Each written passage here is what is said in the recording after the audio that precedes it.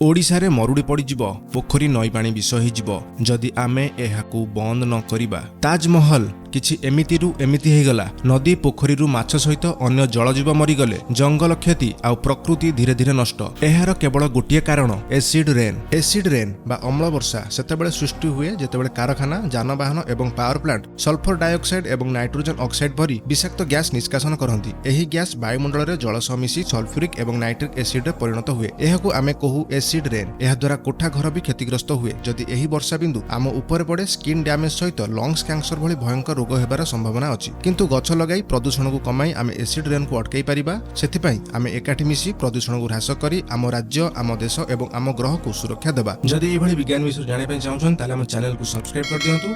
Thanks for watching.